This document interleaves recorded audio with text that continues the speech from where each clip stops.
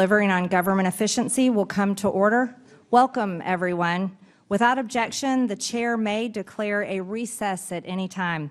I recognize myself for the purpose of making an opening statement. Good afternoon and welcome, everyone. I would like to start by playing a video of why we are here today. So if we can go ahead and play that, please.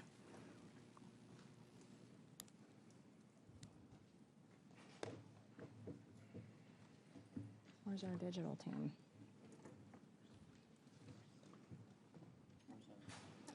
Where's our digital team? Here we go. Executive order to ban men from playing in women's sports. That there are only two sexes, male and female, and we are not going to tolerate biological men competing in sports or impeding in private spaces for women like myself or you. The female fencer was given the ultimate punishment for refusing to compete against a biological man. At the Portland Interscholastic Wheat Championships, a trans sophomore runner from McDaniel High School. Thomas pulling away over the final 150 meters. Thomas wins the NCAA championship. Men should not be, they're hurting women. They're hurting women very badly. They're hurting women. I was severely injured in a high school volleyball game by a transgender athlete on the opposing team. Anyone who disobeys federal law will be either prosecuted, sued, or say goodbye to your federal funding.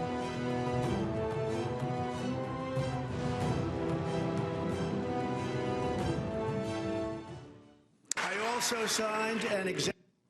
Female athletes should never be forced to compete against mentally ill biological men who parade around in women's clothes. But we'll hear from witnesses today who had to face off against biological male competitors. This led one to suffer a life-altering physical injury from a volleyball spike to her head. The other was thrown out of a recent fencing competition for refusing to compete against a man. Why is this happening when we have federal laws on the books intended to foster women's sports? Back in 1972, Congress adopted Title IX to create and protect equal athletic opportunity for girls and women in schools and colleges. Congress included similar language in legislation governing other amateur sports competitions. The law chartering the U.S. Olympic and Paralympic Committee, for instance, authorizes the Olympic Committee to recognize and empower national governing bodies to oversee individual sports on a national level. That includes determining how athletes are chosen to represent the U.S. in the Olympic Games and other international competitions. These NGBs, such as USA Fencing, have statutory duties and obligations, including promoting equal athletic opportunity for women, biological women.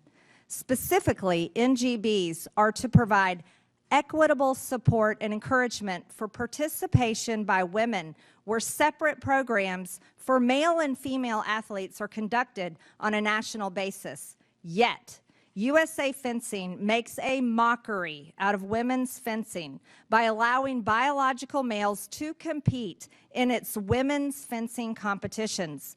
We understand there are roughly 200 biological males competing in the USA Fencing women's division. This includes males who have won national titles and represented the U.S. in international competition in women's fencing. We subpoenaed the board chair of USA Fencing, Damian Lafelt, to appear here today. We did so because the board is responsible for setting USA Fencing policies and for ensuring those policies comply with federal law. At a recent board meeting where Mr. Lafelt presided, the board determined it would change its policy on transgender athletes if and only if forced to do so.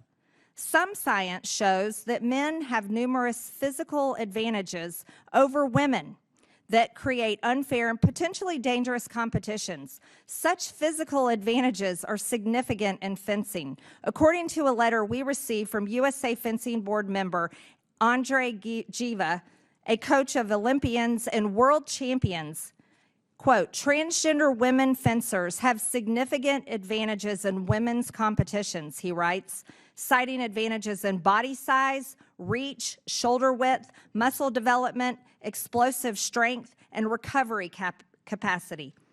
And a United Nations report issued last year finds that testosterone suppression does not eliminate the advantage of biological males to avoid the loss of a fair opportunity.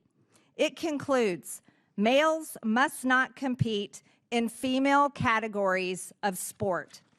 But it's not surprising that the USA fencing policy on trans competitors ignores the science.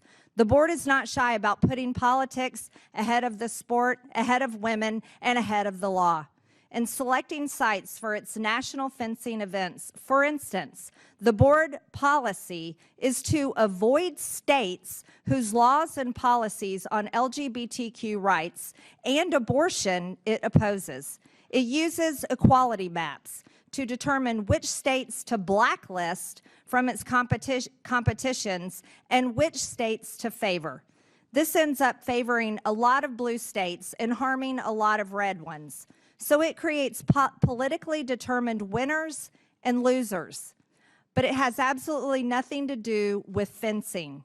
And it contradicts USA Fencing's statutory duty as an NGB to develop interest and participation throughout the United States in fencing. Recently, the board even voted against playing the national anthem at its events. So we shouldn't be surprised that the board opposed the creation of an all-female task force to reevaluate its transgender policy. And it has never surveyed its membership one simple question: do you support transgender athletes competing in women's competitions? Notably, Americans broadly have been polled on that question, and the response is overwhelming.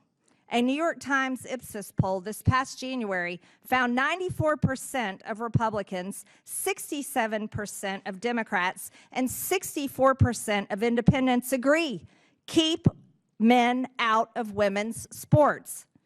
Americans also reelected President Trump in November, and he spoke on their behalf in February when he issued his executive order keeping men out of women's sports. The United States is hosting the Summer Games in Los Angeles in 2028.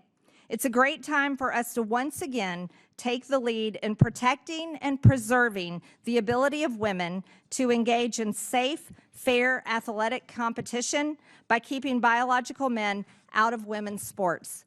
A United Nations report issued last August, most noted female athletes worldwide have lost out on numerous medal opportunities.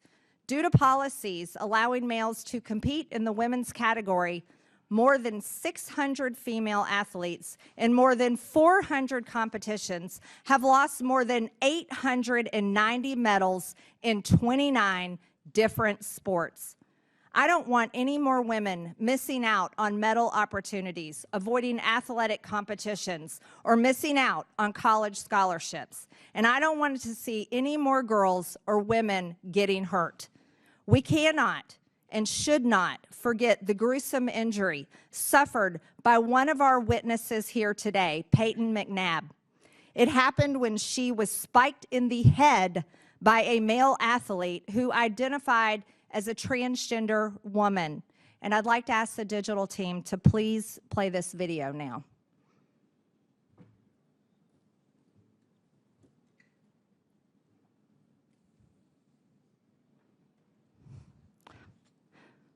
That is sick. This is why I look forward to fighting and winning the battle to keep men out of women's sports alongside President Trump and brave women like Stephanie and Peyton who are here today. Now, you're going to hear from our Democrat colleagues who are going to fight for these mentally ill biological men to continue beating women and stealing their competitions, stealing their medals, and stealing their national championships. And with that, I yield to the ranking member, Stansbury, for her opening statement. All right. Well, thank you, Madam Chairwoman. As you can see, it's going to be an interesting hearing today. welcome to the Oversight Committee, and in particular, the DOGE Subcommittee. I do want to say welcome to our guests and to your families. We do appreciate all of you coming